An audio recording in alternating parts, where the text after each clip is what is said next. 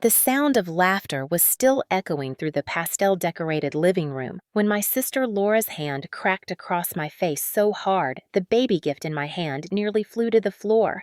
I didn't flinch. I didn't scream. I didn't even stumble. The sting burned like fire across my cheek, but it was a clean pain, the kind that told me this moment had been building for years. Around me, voices froze mid-sentence, balloons bobbed silently above, and the giant cake with pink and blue frosting seemed to tremble on its stand. But no one gasped. No one reached for me. My mother Diane laughed instead, a sharp, cutting laugh that sliced through the silence.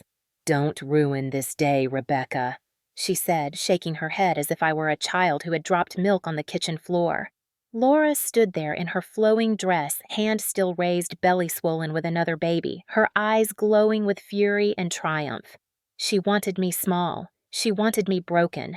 She wanted this day, this room, and everyone in it to remember who had the power. "You don't get to make this about you," she hissed, her voice carrying like a whip. The crowd of relatives and neighbors, people who had known us for years, shifted subtly closer to her, their eyes avoiding mine, their smiles brittle. No one intervened. No one dared. The air thickened until I could taste it heavy with frosting sugar and cowardice. My cheek pulsed. My grip on the gift bag tightened. For 1 second, I thought about dropping it, letting it shatter to the floor, just to hear something honest break in this room of fakes. But I didn't. I stood tall, silent, my heartbeat pounding louder than any words I could have spoken. My mother's laugh still echoed high and mocking. The cake tilted slightly from the vibration of the slap, like it was deciding whether to collapse. I wondered if anyone would notice if I did the same. Laura's smirk spread wider, and I saw the flicker of satisfaction light her face as she believed she had silenced me once again like every time before. But then the doorknob turned. A sound so small in the thick silence that it felt like thunder. Every head turned. The door opened slowly, deliberately, and in walked a woman in a gray blazer, her steps steady, her gaze sharp, a clipboard tucked under her arm. Her badge glinted under the chandelier light. Child Protective Services. The letters caught the air like a blade. My stomach tightened. Laura's smirk faltered for the first time. Diane stopped laughing, her lips pressed thin as stone. "Miss Laura," the woman said, her voice calm, composed, steady as iron. "We need to talk about your daughter." The silence that followed was louder than the slap, heavier than the laughter, sharper than the sting on my cheek. It was the kind of silence that changed everything. In that instant, I knew this wasn't about my pain anymore. It never had been. It was about Emma, the little girl who had flinched when her mother raised her voice, the child who had bruises shaped like hands. And for the first time in years, Laura looked afraid. She had inherited the rage. I had inherited the silence, but not anymore. Justice had just walked through the door, and this time the performance was over. The room remained suspended in silence as if the slap had knocked all the air out of it. The pastel balloons swayed slightly above their strings, trembling with the weight of stillness. The gender reveal cake stood on its pedestal, the pink and blue ribbons curling like a mockery of celebration. My cheek burned with a raw pulse, but I refused to touch it. I would not give Laura or Diane the satisfaction of seeing me acknowledge the pain. Diane's laugh faded into a tight smirk as she scanned the faces in the crowd, daring anyone to contradict her. "This is a party," she snapped, her voice slicing the quiet. "We don't need drama. We don't need Rebecca making it all about her." A few people nodded almost imperceptibly, eyes darting back to Laura, whose hand was still half raised like a trophy.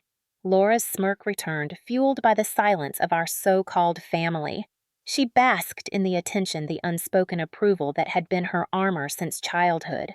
Her eyes found mine and narrowed. "Don't stand there looking like a victim," she hissed under her breath, loud enough for those closest to hear.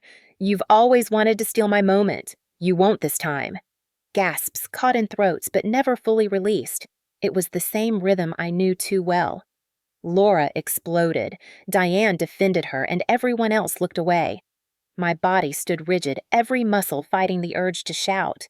But shouting had never changed anything. Not in this family.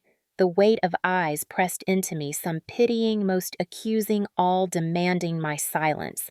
Diane lifted her chin and repeated, "Sit down, Rebecca. Don't embarrass us. Don't ruin this." Her tone was calm, rehearsed the voice of a woman who had perfected the art of dismissal. To her, I was the eternal troublemaker, the problem child, the one who never learned her place. Laura adjusted her dress, still glowing in the center of the pastel stage she had built for herself. The guests shifted closer to her like moths drawn to her fire, ignoring the ash she left behind. I saw it in their eyes, fear of her rage, loyalty to Diane, and a desperate need to keep the illusion intact. No one wanted to be the one to speak against her. Better to let Rebecca absorb the shame. Better to sacrifice one than risk the wrath of two. My hands curled into fists at my sides, hidden in the folds of my dress. My throat burned with words I had buried for decades. I wanted to scream that I was not the problem, that I had never been the problem, but the room would not hear me. They never had. They preferred their silence. They fed on it. My mother's laugh had set the tone, and no one dared to break it. Even as the sting of the slap echoed across my face, even as Laura stood there vibrating with triumph, the room clung to denial. "Rebecca, sit down." Diane repeated, her voice low now, a threat disguised as instruction. Her eyes bored into mine, daring me to defy her in front of everyone. I held her gaze steady, refusing to blink. The air between us was thick with years of battles lost, of bruises ignored, of screams drowned by excuses. The crowd shuffled nervously, their eyes darting between us, waiting to see if I would obey. I didn't move. I didn't breathe. The silence cracked, but not by my voice. It cracked with the sound of deliberate footsteps as the woman in the gray blazer moved deeper into the room. Agent Miller's presence consumed the space, her calm authority slicing through the pastel charade. Her clipboard tapped once against her side as she spoke, and every head turned to listen. "Miss Laura," she said, her tone firm but even. "We need to discuss Emma." The name dropped like a stone in water, rippling outward. Laura's face faltered. Diane stiffened, and the crowd shifted uneasily. Emma, the child at the center of it all. The child they had all ignored. Laura's smirk flickered into panic, but she masked it quickly, forcing a laugh. "This is a gender reveal," she said, her voice high and tight. "You can't just barge in here with accusations. Emma is fine." But the silence of the room no longer belonged to Laura. It belonged to the truth that had just entered. And for the first time in years, I wasn't the one accused of ruining everything. Agent Miller did not flinch at Laura's protest. She stepped further inside her shoes, clicking softly against the polished wood floor, her expression unreadable, but her eyes sharp as glass. The clipboard in her hand was not just a prop. It was a weapon forged from evidence, testimony, and truth. She stopped only a few feet from Laura, who instinctively drew back, her swollen belly rising and falling with shallow, panicked breaths. "Emma is not fine," Miller said evenly, each word deliberate. "We have reports of repeated bruises, signs of emotional neglect, and accounts of raised voices that left neighbors concerned. We've conducted interviews. We've observed. We are here today with cause." The murmurs started then low and uneasy, sweeping through the room like a cold draft. Relatives shifted uncomfortably, neighbors exchanged worried glances, and for the first time the crowd wasn't laughing. Diane rose from her seat near the gift table, her pearl necklace trembling against her chest. "You can't come in here and disrupt this family!" She barked, her voice sharp and trembling with outrage. "This is a private event. You people are always overreaching." Miller turned her head just slightly, her calm composure unshaken. "Ma'am, protecting children is never an overreach. Abuse is not a private matter. It's a crime." Diane's mouth snapped shut, her fury caught in her throat. Laura's face turned blotchy, her hands trembling as she tried to gather herself. "This is absurd," she said, her laugh brittle and forced. "I am a good mother. Emma is happy. She's 5 years old. She throws tantrums. She gets bumps and bruises like any child. People exaggerate. My sister exaggerates." Her eyes shot toward me, venom dripping from her glare. The room followed her gaze, dozens of eyes landing on me like accusations. I didn't move. I didn't need to. Miller had already taken the floor, and she wasn't letting it go. "We don't act on exaggerations," she said, her voice low but carrying. "We act on patterns, patterns backed by evidence, patterns that cannot be explained away by excuses." Laura's lips parted, searching for a rebuttal, but none came. Her breath came fast, shallow, ragged. Diane reached for her daughter's arm, whispering furiously, "Don't let them do this to you. Don't let her win." But Laura's eyes darted frantic, her mask cracking with every second. Miller set the clipboard on the table, flipping a page with a steady hand. "Today, we are serving an emergency custody order signed by a judge. Emma has already been placed with a temporary guardian. Effective immediately, you are not permitted to contact her directly until the court finalizes further proceedings." The silence shattered into gasps, whispers, stifled cries.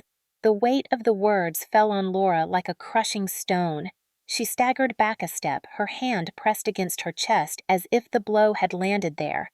"You can't," she whispered, her voice trembling, then rising in volume. "You can't take my child. She's mine." "She's mine." Miller did not raise her voice, did not match the hysteria. "Emma belongs to herself. And right now, she belongs with safety." The crowd rippled again, shifting away from Laura this time. No longer a protective shield, they stood exposed, watching the empire Diane had built around her golden daughter collapse in real time. Laura's sobs broke through, jagged and desperate. She turned to Diane. "Mom, do something. Fix this." But Diane stood frozen, her power stripped bare under the harsh light of truth. For the first time in decades, her silence was not control, it was defeat. And in that silence, I felt the balance of the room tilt. For years, it had been my silence that fed their control. Now it was theirs that marked the beginning of their downfall. Justice had not just knocked, it had entered, sat down, and refused to leave. The sound of Laura's desperate sobs faded into the background as my mind pulled me backward through time, unspooling the years that had led us all here. The sting on my cheek was nothing compared to the countless bruises I had learned to hide as a child. I was 9 years old the first time my mother Diane called me a troublemaker. It was after Laura slammed my fingers in the bedroom door so hard the skin turned purple and swelled. Tears spilled down my face as I held out my hand, hoping for comfort, but instead, Diane crossed her arms, her expression cold, and said, "Why do you always try to ruin things? Why can't you just be quiet?" That word troublemaker followed me like a shadow. Laura's screams could shake the house, her tantrums could rattle the windows, but it was always me who bore the blame.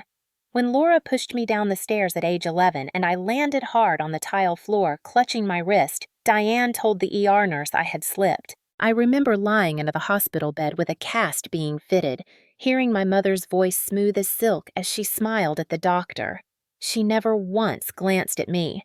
Laura stood in the corner, smug, twirling a strand of her hair like she had already won. She always won. At 12, when Laura stole my birthday money from Grandma and laughed in my face, I ran crying to Diane. Instead of punishing her, Diane scolded me for being selfish. "Your sister needed it more. Don't be dramatic."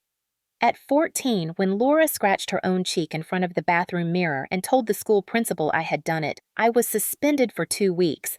Diane didn't argue. She didn't defend me.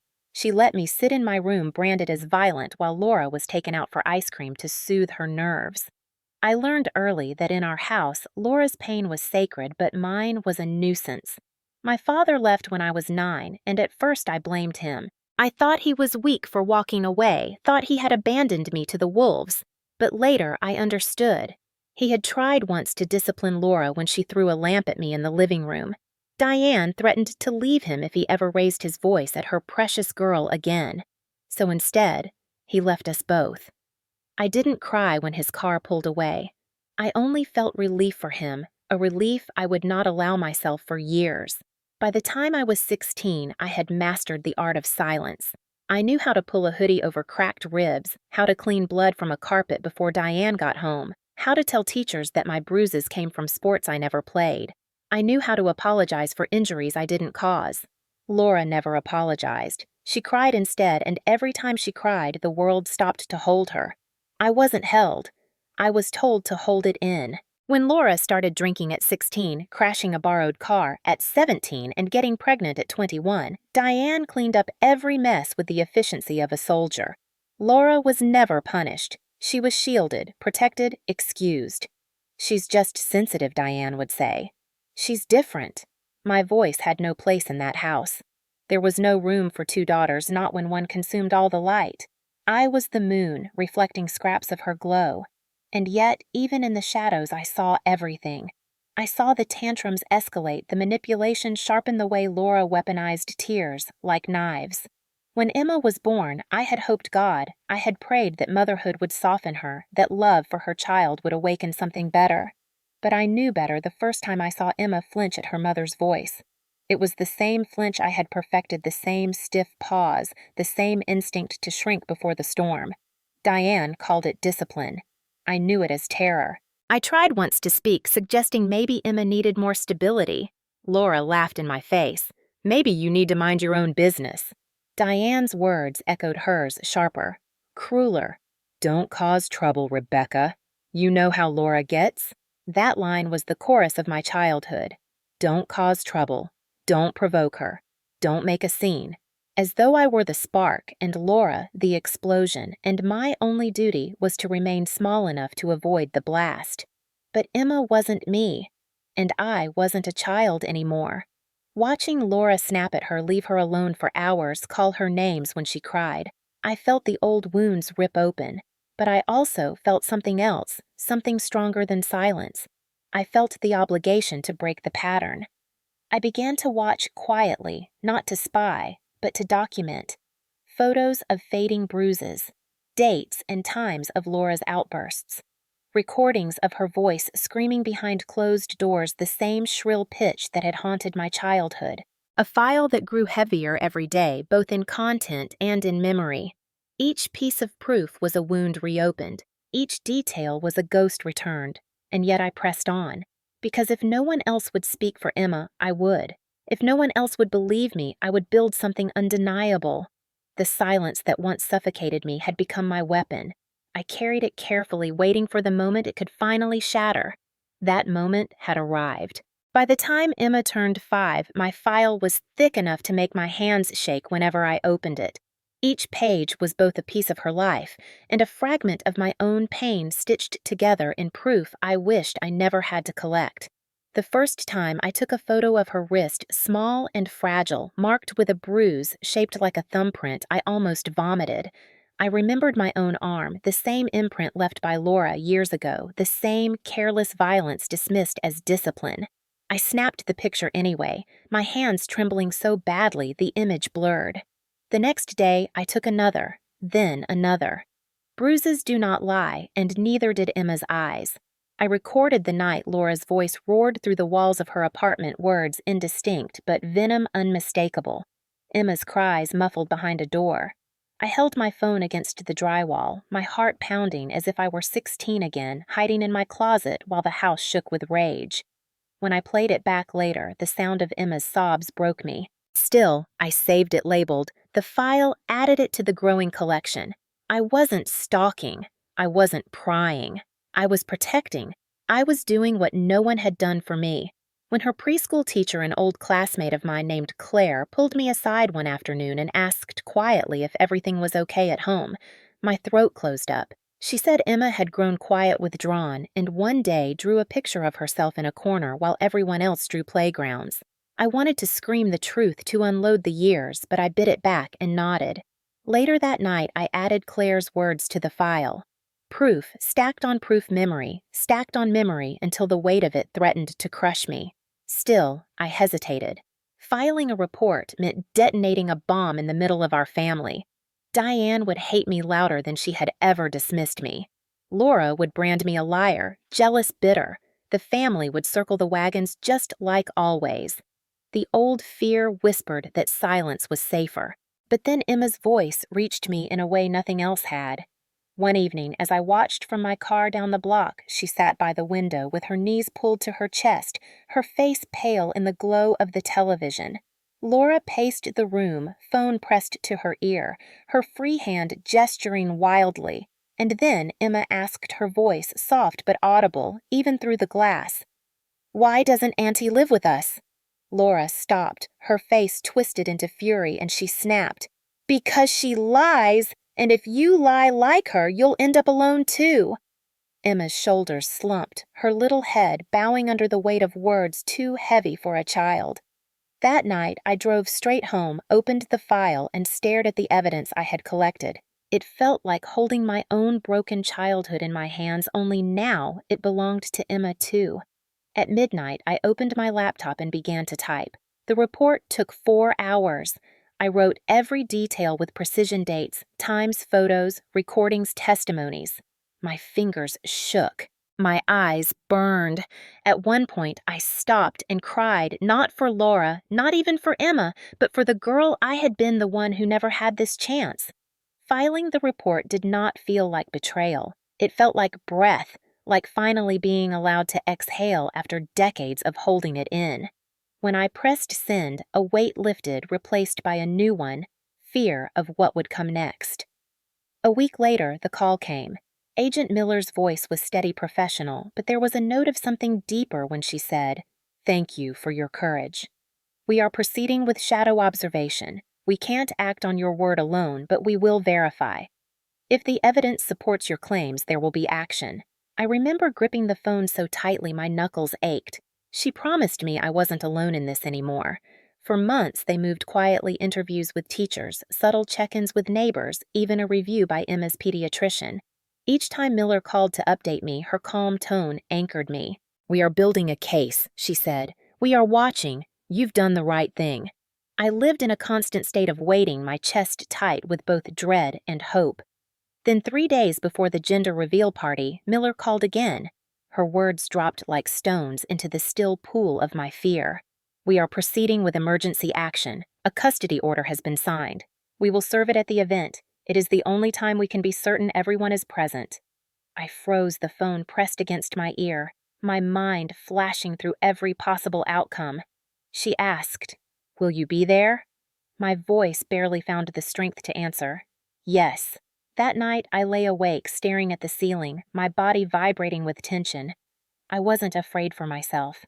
I was afraid it wouldn't be enough, that somehow Laura would twist her way out of consequence again, that Diane would weave a net of denial strong enough to trap the truth once more. But deep down, I knew.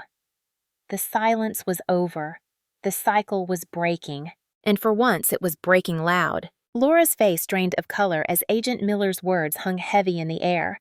She stumbled back a step, her hand gripping the edge of the table stacked with pastel-wrapped gifts, as though the presents could anchor her world from collapsing.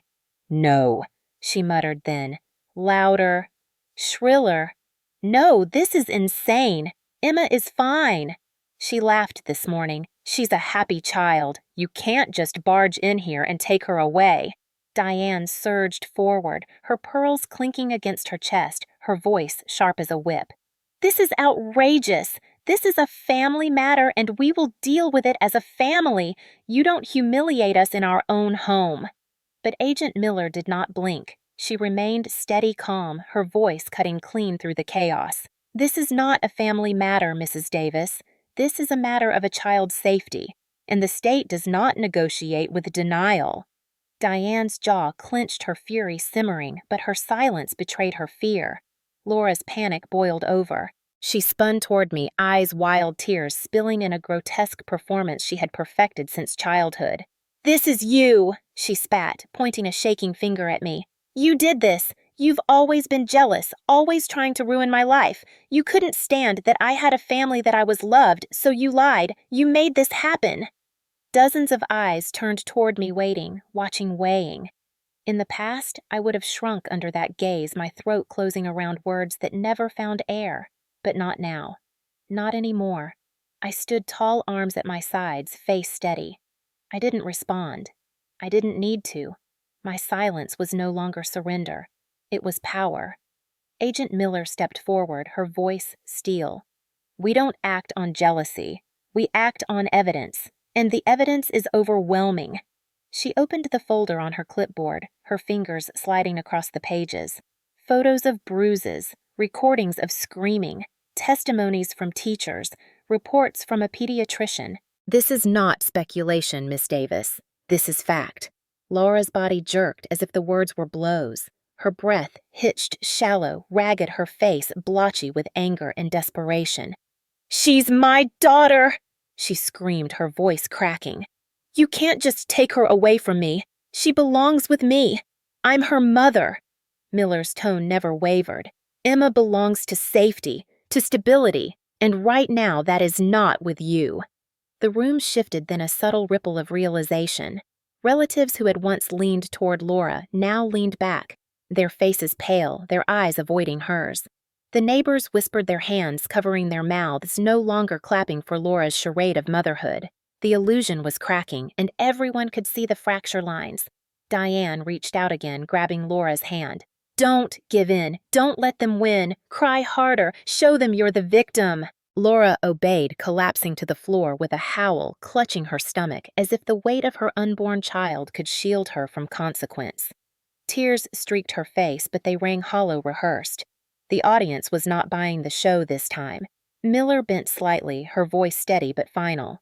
"Save your energy. This performance won't change the facts." Diane's face twisted in fury. "She's pregnant. She's fragile. How dare you come here like vultures ripping apart a family on the happiest day of our lives?" But no one applauded. No one echoed her defense. The silence grew thicker, heavier, but this time it pressed against them. Not me. My body trembled with adrenaline, my pulse pounding in my ears. For years, silence had been my prison. Now it was their cage. Laura's sobs rose higher, shriller desperation turning into rage. She looked up at me, her eyes blazing. "You think this makes you strong? You think this makes you better? You're pathetic. You'll always be pathetic." I didn't flinch. I didn't look away. I let her words dissolve in the heavy air, powerless without the chorus of enablers she had always counted on. For the first time, she stood alone in her fury. And for the first time, my silence was not a wound. It was a weapon. Miller closed the folder with a snap, her voice final. "This conversation is over. Emma is safe. You will have your day in court. Until then, you are prohibited from contact. This is not optional." Laura collapsed against Diane, her sobs muffled in our mother's shoulder, but even Diane's eyes looked vacant, her strength faltering. Around us, the crowd shifted again, whispers swelling into a tide of judgment aimed not at me, but at them. The walls that had caged me for decades were crumbling, and in the ruins I stood free. The gender reveal party had dissolved into chaos. The pastel balloons no longer symbols of celebration, but mocking reminders of the illusion Laura had built. The cake leaned on its pedestal, forgotten frosting beginning to melt under the weight of heat and tension. Laura's sobs echoed across the room, jagged and desperate, but they no longer commanded sympathy. They sounded hollow, like a performance played one too many times for an audience that had finally grown weary. Agent Miller stood firm in the center of it all, her gray blazer an anchor of authority amid the swirl of panic. She held the emergency custody order in her hand, her voice steady as she repeated, "Emma is safe. You will not see her until the court decides otherwise." Diane erupted, then her face contorted, her voice sharp enough to cut glass. "This is your fault, Rebecca," she spat, pointing at me with a trembling finger. "Are you proud of yourself? You destroyed this family. You've always been jealous of your sister, and now you've gone too far." Every eye turned to me again, but this time the weight was different. For the first time, I didn't shrink. I lifted my chin, my voice low but clear. I didn't destroy this family. The silence did. Every bruise you ignored, every scream you dismissed, every time you told me not to cause trouble, that's what destroyed us. Not me, not the truth. Your silence. The room quaked with the words. Some guests looked down ashamed, their faces pale with recognition. Others shuffled toward the door, unwilling to stay any longer in the presence of truth too heavy to carry. Diane's mouth opened to retort, but no sound came. Her power had drained her authority, gutted by the simple fact that no one was rallying to her defense. For decades, she had controlled the narrative. Tonight, the narrative slipped through her fingers. Laura thrashed against Diane's grip, her face red and blotchy, her sobs rising into shrieks. "Give me back my daughter. She's mine. She belongs with me." Her cries pierced the air, raw with desperation, but they were stripped of credibility. The crowd shifted away from her, a collective recoil from the storm they had once enabled. The room no longer belonged to her. It belonged to the truth Miller carried, to the silence I had weaponized, to the shift of power that could no longer be reversed. Miller extended a hand toward Laura, her tone clipped. "We will need you to come with us now to discuss the next steps. Resistance will not help your case." Laura screamed, collapsing to the floor, her fists pounding against the hardwood. Diane bent low, whispering furiously, "Stop it! You're making it worse." But Laura couldn't stop. She had never learned how. Her rage was a reflex, her only language. And for once, no one applauded. No one excused. No one rescued her from herself. The crowd, once her stage, now sat as witnesses to her unraveling. My chest tightened as I watched, not with pity, but with a strange, raw clarity. This was who she had always been. This was the truth Diane had painted over for decades with excuses and denials. Now the paint had peeled and the rot stood exposed. A neighbor, an older woman who had known our family since childhood, finally broke the silence. "We should have listened sooner," she whispered, her eyes glistening with regret. The words rippled through the room, heavy with shared guilt. Others nodded, faces etched with the weight of complicity. Diane's face twisted with rage at their weakness. "Cowards," she hissed. "All of you. You don't know her like I do. She's a good mother. She's just stressed. You don't understand." But no one answered. Not one person stood with her. The silence she had always wielded as a shield was now her cage. Laura's screams quieted into ragged sobs, her body curled on the floor, broken not by me, not even by Miller, but by the weight of consequences she had never believed would come. Miller signaled to the officers waiting at the door, and together they approached, calm but firm. Diane tried to stand in their path, her arms outstretched, but Miller's voice sliced through her resistance. "If you interfere, you will be charged with obstruction." The words froze Diane mid-step, her face pale, her fury rendered powerless by the authority of law. She sank back into her chair, her body rigid, her eyes burning holes through me. "You'll regret this," she whispered, but her voice was empty. A threat stripped of teeth. The officers guided Laura to her feet, her sobs echoing through the house as she was led toward the door. Diane followed her heels, clicking desperately against the floor, her head held high as though dignity could mask defeat. The room remained heavy with silence, the kind that settles only when illusions shatter. I stood in the center, no longer invisible, no longer the troublemaker. For once, they all saw me. Not the girl silenced by fear, not the scapegoat. They saw the woman who refused to let silence reign any longer. And as the door closed behind Laura and Diane, the weight of their absence left the room lighter, if only by a fraction. The fallout had begun, and nothing would ever be the same. The days after the gender reveal felt like walking through an earthquake's aftermath, the ground still trembling underfoot, but the real shock came when the summons arrived.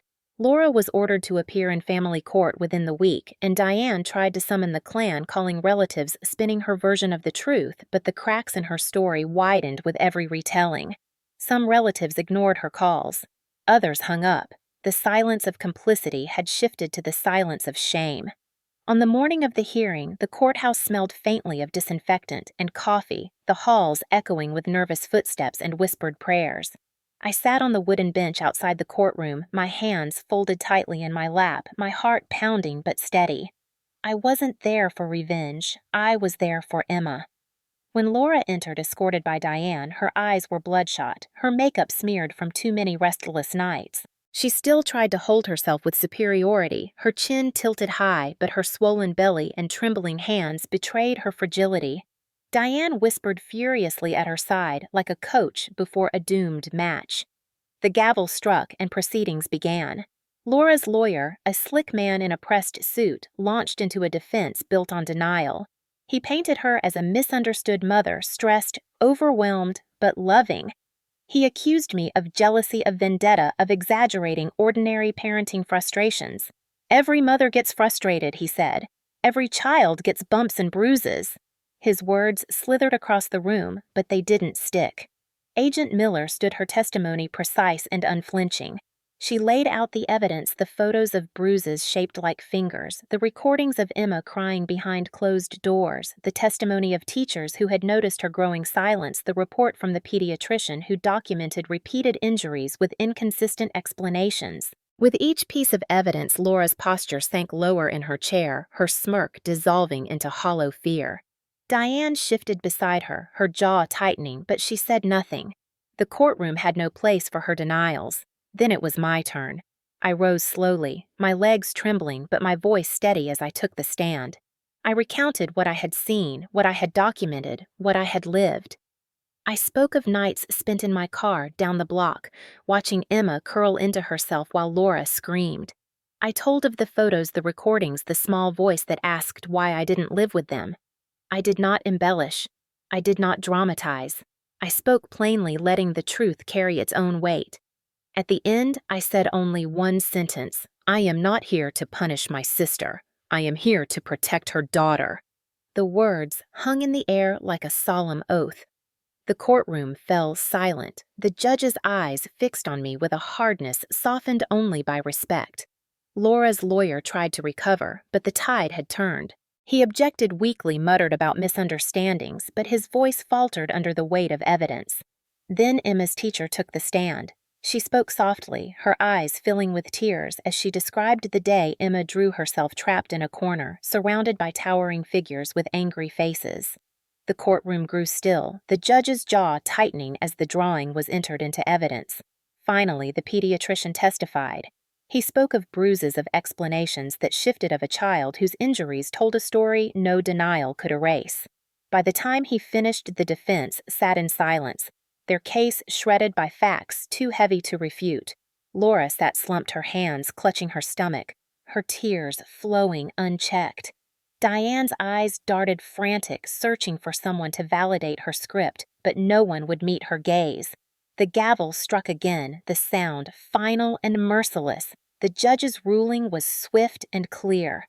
Temporary custody was granted to me, extended into long-term guardianship pending further evaluation. Laura was ordered to undergo a full psychological assessment, complete parenting classes, and attend supervised visitation twice a month. The judge's voice carried no sympathy, only finality. The priority here is the welfare of the child. The court will not gamble with her safety. Laura let out a strangled cry, collapsing against the table, her body shaking with sobs. Diane reached for her, but even she looked smaller, diminished, her power stripped away in the cold light of accountability. I stood there clutching the custody documents in my hand, the weight of them heavier than any paper I had ever held. This was not victory. This was responsibility. As the courtroom emptied, Laura stormed out before the judge finished reading the final statement, her sobs echoing down the hall. Diane lingered only long enough to throw one last look at me, her lips curled in contempt before she followed her daughter into the shadows. I walked outside into the sharp air, the sunlight too bright, too honest. My chest rose and fell with deep, ragged breaths, but for the first time I felt the air move freely through me. Emma was safe. The cycle had been broken, but the fallout spread further than that courtroom. Neighbors stopped calling. Relatives who had once clung to denial cut contact entirely. Others reached out quietly, messages slipping into my phone like whispered apologies. One aunt wrote, "I'm sorry I didn't believe you when you were young.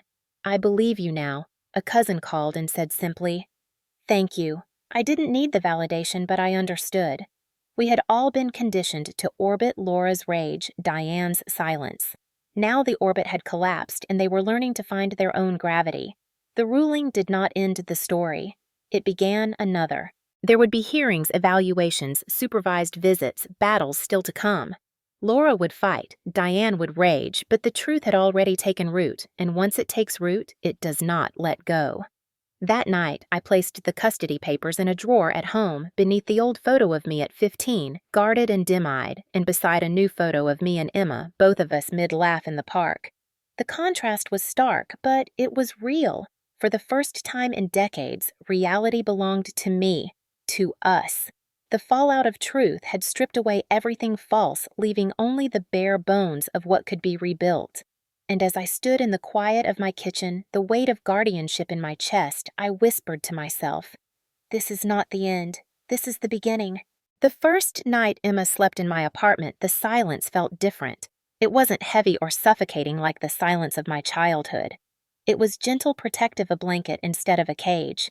She curled up on the couch under a knitted blanket I had made years ago, clutching a stuffed rabbit with one ear missing. I sat across from her, watching her chest rise and fall, and realized how foreign peace had become to me. I didn't move for hours, afraid to disturb the fragile calm that had finally wrapped itself around us. The days that followed were filled with small adjustments that carried the weight of transformation. Emma hummed when she brushed her teeth, her voice soft and tentative at first, then louder as the days passed. She laughed when we made pancakes on Saturday morning, clapping her hands when I flipped one too high and it nearly hit the ceiling. We planted tomatoes on the windowsill, naming the biggest one Steve, and she insisted on checking it every morning before school. Each ritual stitched something new into our lives, something steady, something safe. But healing wasn't only for her.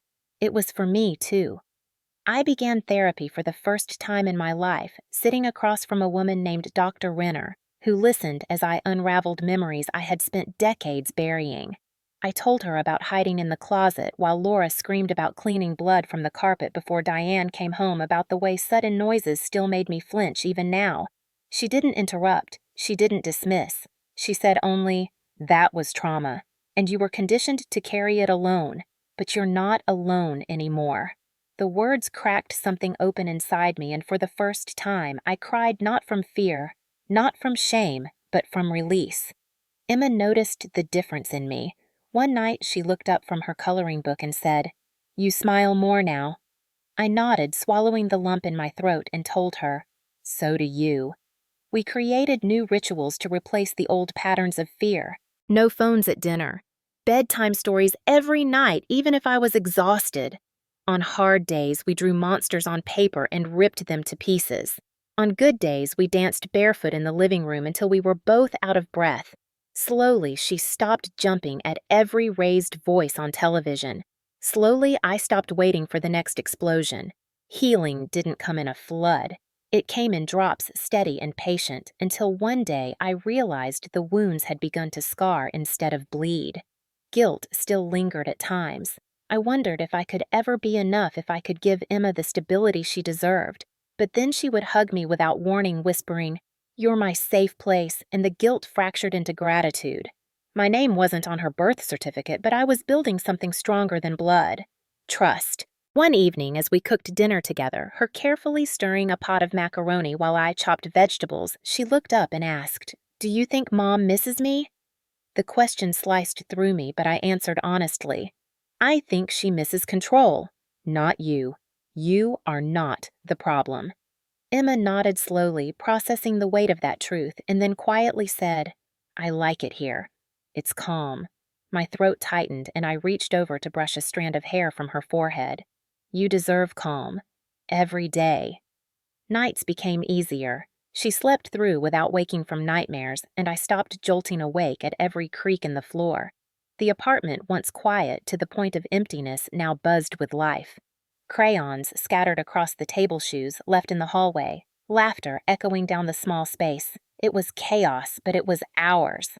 I often caught myself staring at her, marveling at the resilience in her small frame, the way she carried herself with more light each day. And in those moments, I realized healing wasn't just about survival.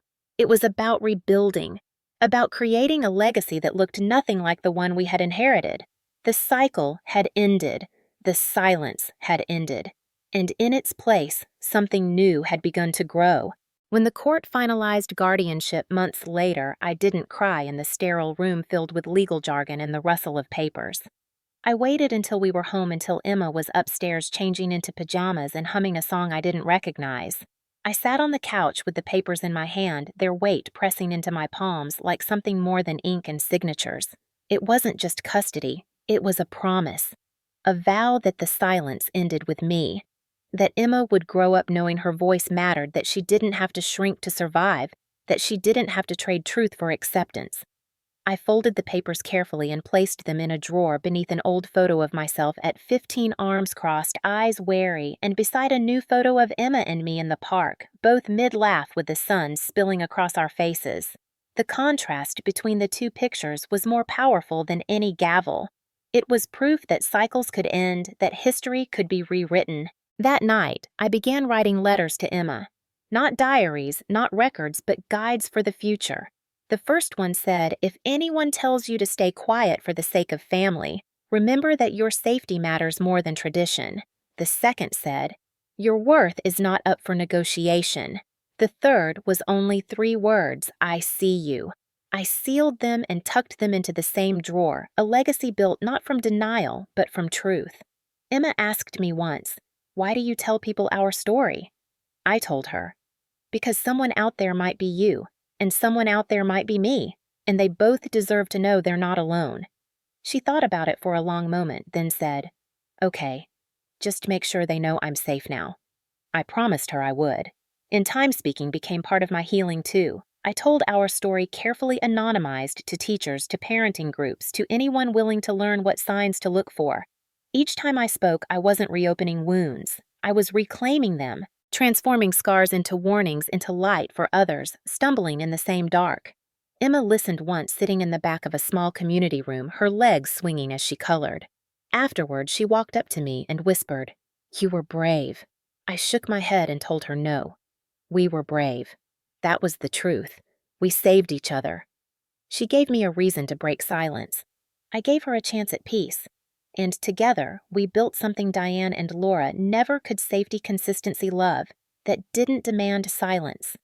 One evening, as we stood on the balcony watching the stars, Emma leaned against me and asked, "Do you think Mom misses me?" I took a deep breath before answering. "I think she misses what she could control, but not you, and that's not your fault." Emma nodded slowly, as if she understood something bigger than her years. She didn't cry. She just slipped her hand into mine, small but steady. Later, as I tucked her into bed, she whispered, "I love you." I whispered it back, my voice steady, certain. And as I turned off the light, I realized this was the story I was always meant to write, not in journals, not in courtroom transcripts, but in the way we lived. The legacy wasn't in blood. It was in choice, in choosing to protect instead of excuse, to speak instead of silence, to build instead of bury. The hurt ended here. It ended with us, and for the first time in my life, I believed it.